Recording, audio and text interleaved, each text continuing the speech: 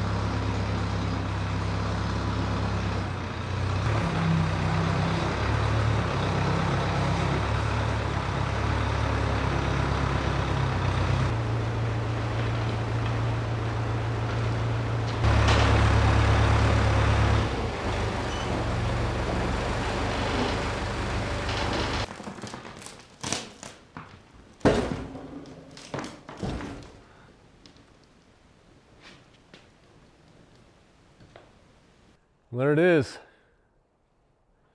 All my toolboxes finally in the shop. And you might look at this and you might think, man, that guy's got a lot of tools. He might have a problem. He might have a tool addiction problem. And no, I don't have a tool addiction problem. I have a tool addiction, but I don't think it's a problem. I just like to buy tools. So yeah, not all of this was at the shop. As a lot of you know, I used to do collision repair for a living.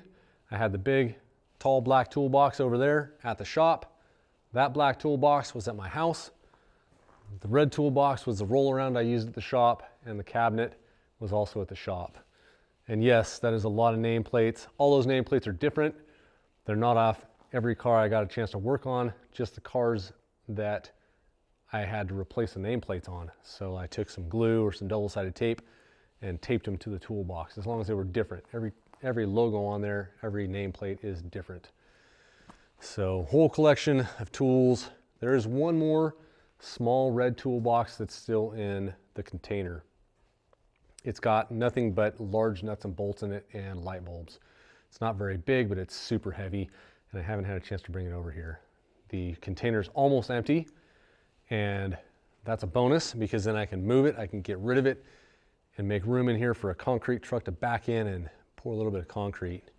I can't make anything over here permanent. That's why it's just on plywood and it's not really organized. Everything that's over here on this side, this whole side has to get cleaned out. That's the first side that's going to get poured. As soon as we get the shipping container fully emptied and out of the way, because it's in the way of a concrete truck being able to back in here, we'll get that emptied and out of the way. We'll pour that section first. So all that stuff will come over here to this side and get piled up against my toolboxes. And after we get done pouring that side and it dries for a couple days, we'll take everything over here and put it back over there. And then we'll pour this side over here. And then the third pour will be down the middle. It's a little sketchy moving toolboxes that way. I don't like picking up my toolboxes with a forklift, but that's the only way to get them in here. Because that container box is so close to the shop, there's no way I could load them on a trailer and then swing the trailer back in here. So that's the way we had to do it. I was sweating a little bit. I had to use, because the angle of the ground out there, I had to swing the boom on the backhoe, swing that uphill to keep the balance of the backhoe. Now I don't have a very heavy backhoe. It's strong enough, but it's not super heavy. So the heavy toolbox, it adds a lot of weight, and if you're leaning downhill, it wants to kind of roll. Swing the boom out like that, that's a big counterweight. That helps.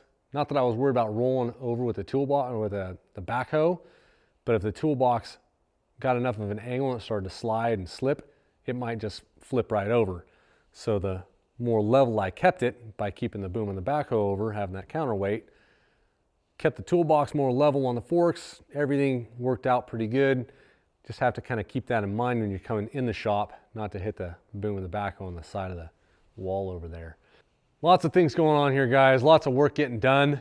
Super happy. If you like seeing stuff getting made and seeing stuff get built, hit that subscribe button, a little bell for notifications. If you like the video, smash that like button. Share it on your favorite social media. If you feel like supporting the channel, you can support the channel for free simply by watching another one of our videos, or we have an Amazon affiliate link in the description. Click on that Amazon affiliate link, do your shopping. Doesn't cost you a penny. gets us a slim percentage for being the ones to send you there. Until next time, guys, go make something.